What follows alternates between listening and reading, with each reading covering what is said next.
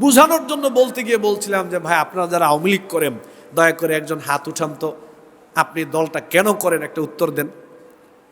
এই কথা বলার পরে আমি বলছি, আপনি কি এই কথা বলতে পারবেন যে হুজুর আমি মুসলিম হিসেবে আমার মধ্যে ভুল থাকতে পারে, তবে আওয়ামী লীগ দলটা আমি আল্লাহর জন্য করি, এই কথা কেউ বলতে পারবে?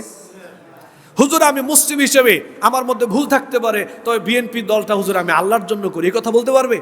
কিন্তু আগের ওরা কিন্তু ঠিকই বলছে, তাবলিগের ভাই ঠিক বলছে, চরমনার ভাই ঠিক বলছে, জামাত ইসলামের ভাই ঠিক বলছে, আলে হাদিসের ভাই ঠিক বলছে, সুন্নি ভাইরা কিন্তু ঠিকই বলছে হুজুর আমি মুসলিম, আমার মধ্যে ভুল থাকতে পারে, কিন্তু দলটা আমি আল্লাহর জন্য করি। কিন্তু আমার আওয়ামী লীগের ভাইয়েরা, আমার কলিজার টুকরা বিএনপির ভাইয়েরা, আমার কলিজার টুকরা জাতীয় পার্টির ভাইয়েরা কি এই কথা বলতে পারবে যে হুজুর 70 বছর আমি দলটা করছি, আমার মধ্যে ভুল থাকতে পারে, কিন্তু দলটা আমি আল্লাহর জন্য করছি? বিনয়ের সহিত বলতেছি, কষ্ট দেওয়ার জন্য না। কেউ কি কথা বলতে পারবেন? কুল ইন্না সলাতি ওয়া নুসুকি ওয়া মাহইয়ায়া ওয়া মামাতি লিল্লাহি রাব্বিল আলামিন। আল্লাহ বলছে, হে নবী আপনি বলেন, আপনার সলাত, আপনার সিয়াম, আপনার যাকাত, আপনার তাসবিহ তাহলিল, আপনার জীবন, আপনার মরণ, আপনার ইবাদত, আপনার দুনিয়াতে যা কাজ আছে জন্ম থেকে শুরু করে মৃত্যুর পর্যন্ত জীবনের সমস্ত প্রত্যেকটা কাজ কার সন্তুষ্টির জন্য করতে হবে? কাকে সামনে রেখে কাজ করতে হবে? এই কথা আমার না আল্লাহর।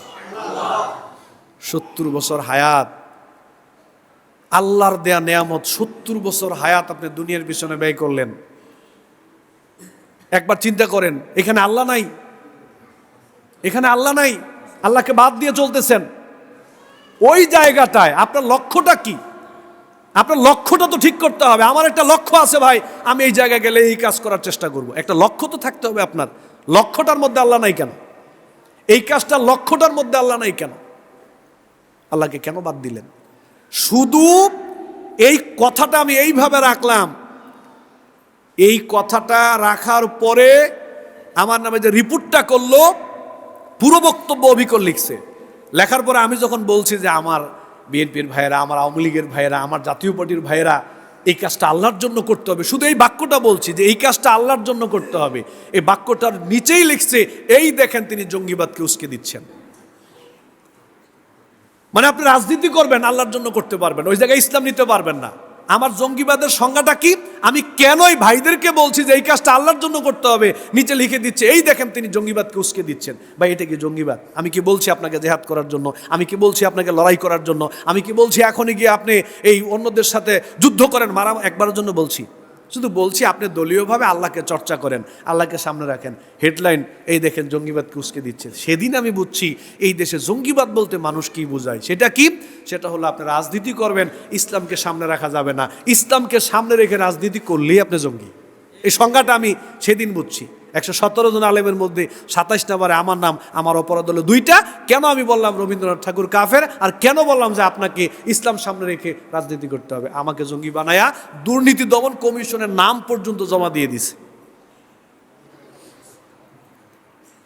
ভাই এখানে আপনারা যারা আসছেন, ওয়াল্লাহি আপনাদের কারো প্রতি আমার চুল পরিমাণ কোনো বিদ্বেষ নাই। আমি আজকে আছি কালকে চলে যাব। আমি যেই জায়গায় খুতবা দেই খুব বেশি থাকার চিন্তা করি না। আমি আজকে আছি কালকে চলে যাব। আপনাদের কাউকে কারো ব্যাপারে আমার চুল পরিমাণ বিদ্বেষ নাই। কাউকে আমি খুব বেশি আপন মনে করি, আবার কাউকে পর মনে করি, এরকমও না। আমি আপনাদের সবার ছোট একজন মানুষ, খতিব হিসেবে কথাগুলো বললাম, আমার আবেগ থেকে, আমার ভালোবাসা থেকে আমি আপনাকে এই কথাগুলো বললাম। ইসলামের কোনো বিধানকে ঘৃণা করা যাবে না, বাদ দেয়া যাবে না, অপ্রয়োজনীয় মনে করা যাবে না। দ্বিতীয় কথা হচ্ছে, যেই ব্যক্তি মুশরিক তাকে মুশরিকই মনে করতে হবে, কাফেরই মনে করতে হবে। যদি আপনি তাকে কাফের মনে না করেন তাহলে আপনার ঈমান চলে যাবে। আর অনেকগুলো কারণ রয়েছে, আমরা সামনের জমায় সেগুলো বলবো। যে কথাগুলো আমি এখন বললাম, এই কথাগুলো আমরা বোঝার চেষ্টা করব। আপনি পড়েন, আপনি আমার কথা কেন শুনবেন? আপনি আলাদা পড়াশোনা করেন, কোরআন অর্থসহ আপনি পড়েন, তাফসিরগুলো পড়েন, হাদিস পড়েন। আপনি যে আলেমকে ভালোবাসেন ওনার কাছ থেকে আপনি দ্বীনের জ্ঞান অর্জন করেন। আমারটাই শুনতে হবে কেন? আমারটাই মানতে হবে কেন? কিন্তু জানেন, জানার দরকার আছে, পড়ার দরকার আছে। ইসলামটা জানার উপরে নির্ভর করে। না জানলেই সমস্যা, না জানলেই সমস্যা। ওই যে এটা একটা গল্প আর কি। আগে আমরা পড়তাম আলিফ বে তে সে, এগুলা আমরা মুরব্বী চাচারা পড়তেন, আলিফ বে তে সে, তখন এইটাই শুদ্ধ ছিল।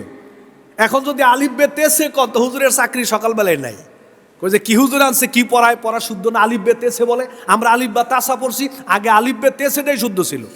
তো একটা মহল্লার মধ্যে তিনি বিশাল বড় ইমাম, সবাই ওনারে মানে, গ্রামের সবাই মিলে দিলে টাকা পয়সা দিয়ে ওনারে হজ করতে পাঠাইছে। উনি ওইখানে গিয়ে দেখে যে সব আলিফ বা তাসা, উনি পড়ছে কি আলিফ বে তেছে, উনি জানছে এইটাই সঠিক, উনি মনে করছে আমি তো বড় ইমাম। সেইখানে গিয়ে দেখে যে সব আলিফ বা তাসা দিয়ে তেলাওয়াত করতেছে। ওইখান থেকে আইসা জনগণের কয় যে সৌদি আরবে সব কিছু ভালো লাগছে, কিন্তু ইমামের তেলাওয়াত শুদ্ধ না। ইমামের ও তো থার্মোমিটার দিয়ে মাপছে, ও তো আলিফ বে তেসের শুদ্ধ মনে করছে, ওইখানে গিয়ে সব আলিফ বা তাসা। এখন হে চিন্তা করছে হুজুরেরটা বলে আমারটা সঠিক। এখন আপনি যদি না জানেন, আমি যতই বলি না কেন আমারটা আপনার কাছে ব্যাঠিক মনে হবে। আপনি জানেন তাহলে আমারটাও সঠিক মনে হবে যখন আপনি সঠিকটা জানবেন। এই জন্য পড়েন, পড়ার দরকার আছে। অর্থ সহ কোরআন পড়েন, তাফসির পড়েন, ব্যাখ্যা সহ পড়েন, হাদিসগুলো পড়েন, দেখবেন সব কিছু ইসলামে পুত পবিত্র পরিষ্কারভাবে আল্লাহ তাআলা বয়ান করে দিয়েছেন। নবীজি সাল্লাল্লাহু আলাইহি সাল্লাম পুঙ্খানুভাবে নবীজির হাদিস দিয়ে, সুন্নাহ দিয়ে সব কিছু বলে গিয়েছেন। সর্বশেষ কথা, থুতুটা কিভাবে ফেলতে হবে, কোথায় ফেলতে হবে, সেটাও ইসলামে আছে।